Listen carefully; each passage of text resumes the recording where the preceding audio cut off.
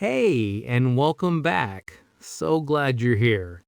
If you're learning English and you want to sound more natural, not just correct, but genuinely natural, then you are in exactly the right place today. Because here's the thing, a lot of learners reach an intermediate or even advanced level, and they're doing great.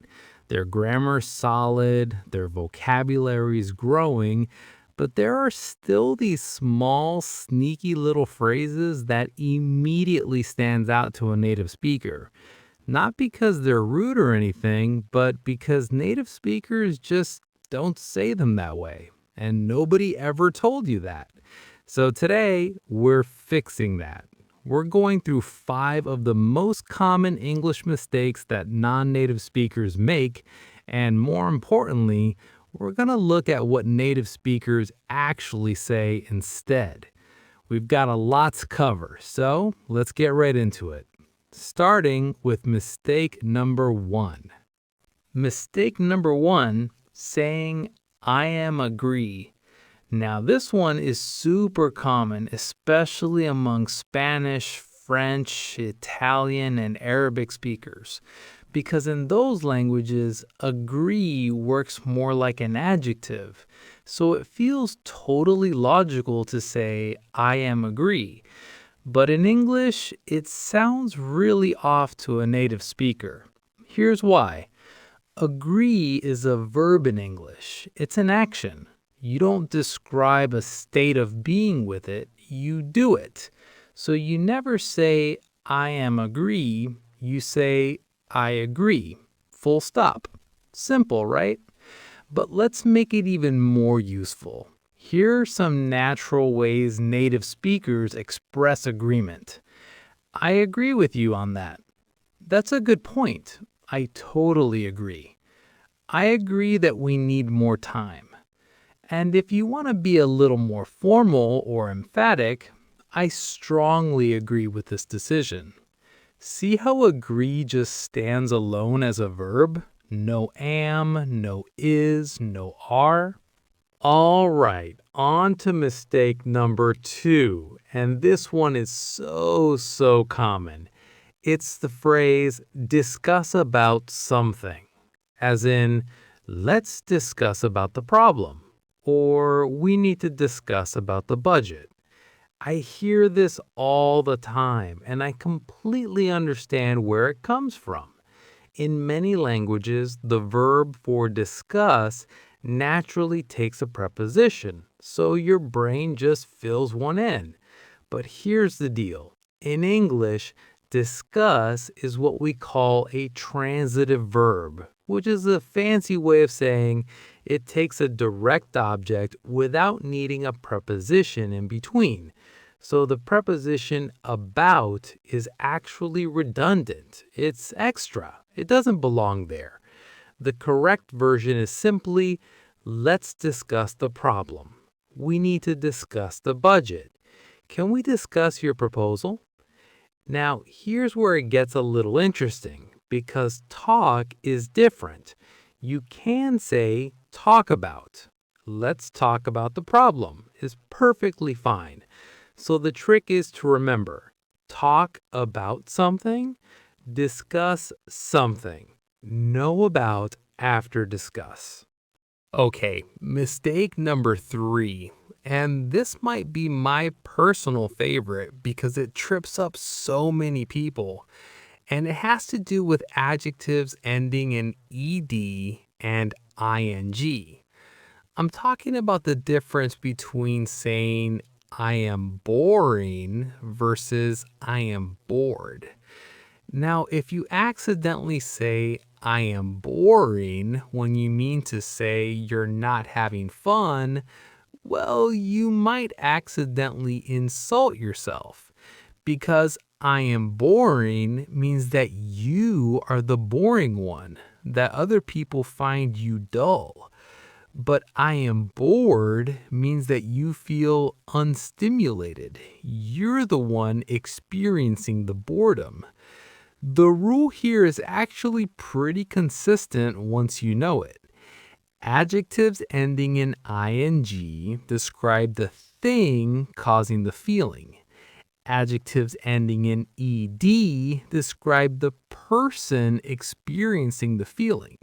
So the movie is boring. The movie causes the boredom. I am bored. I am experiencing the boredom. The news is shocking. The news causes the shock. I am shocked. I am experiencing the shock. The class is interesting. The class is what's interesting. I am interested. I am the one feeling interested. Once you see the pattern, it clicks. And by the way, this applies to a huge list of words: excited, exciting, confused, confusing, tired, tiring. So next time you want to say how you feel, just remember, if you are experiencing the feeling, use the ed version. All right, we're at mistake number 4, and this one is all about word partnerships, what linguists call collocations. Specifically, we're talking about the mistake of saying make a research or do a research. This is a big one. In English, certain verbs naturally go with certain nouns, and using the wrong verb, even if it technically makes sense, sounds unnatural. So with research, the correct verb is do, but without the article. You don't do a research, you just do research. Or even better, in academic or professional contexts, you conduct research. Here are some correct examples. I'm doing research on climate change. She conducted extensive research before publishing her paper. They plan to do more research into this topic. Now, while we're on the topic of make versus do, this is an area where English learners often struggle in general because the rules aren't always obvious. Here's a quick cheat sheet. You make a decision, a mistake, a plan, a suggestion, an effort. You do your homework, research, a favor, your best. There's no perfect logic here, honestly. It's mostly about what sounds natural to a native ear. The best way to learn these is through exposure.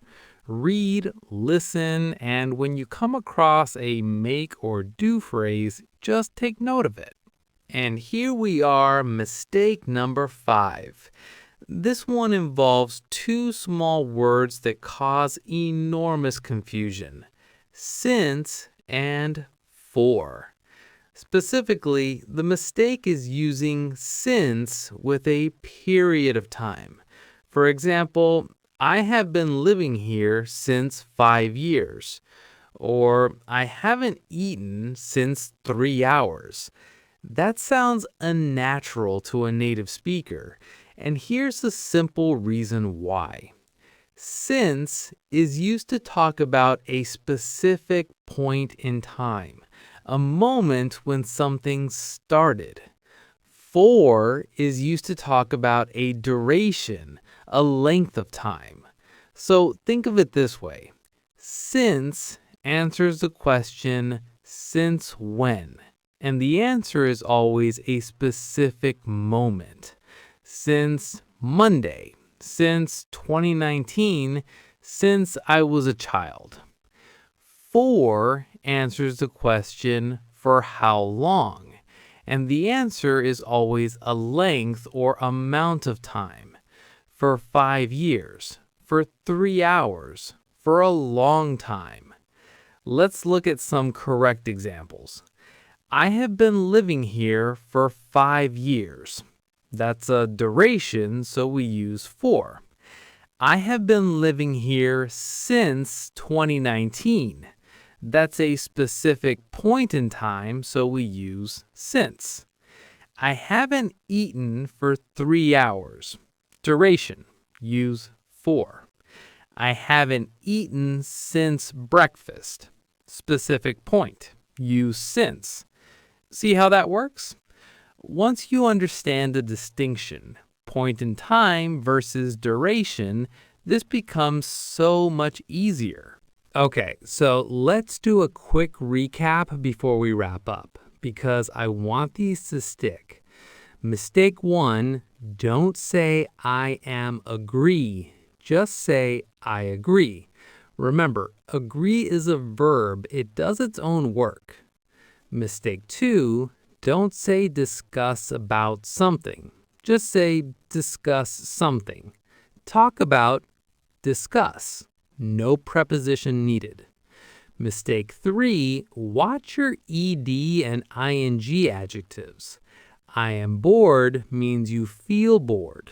I am boring means you are boring, which is probably not what you want to tell people. Mistake 4, don't say make a research. Say do research or conduct the research. And remember your make versus do collocations. They matter more than you might think.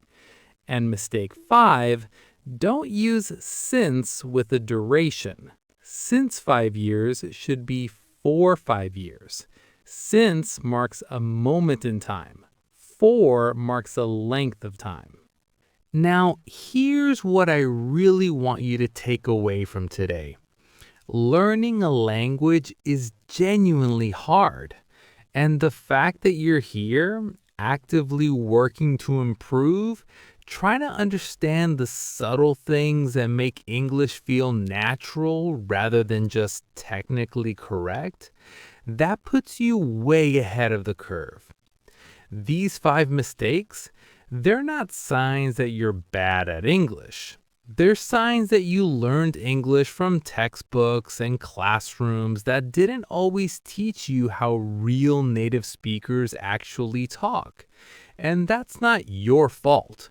But now you know. So here's my challenge for you. Over the next week, pay attention to these 5 things in your own speech and writing. You don't have to be perfect right away. Nobody is. But every time you catch yourself about to say discuss about or since 5 years and you correct it in your head, that's a win. That's your English getting sharper. Keep going. Keep practicing. You're doing better than you think. Thanks so much for listening today. I'll see you in the next one.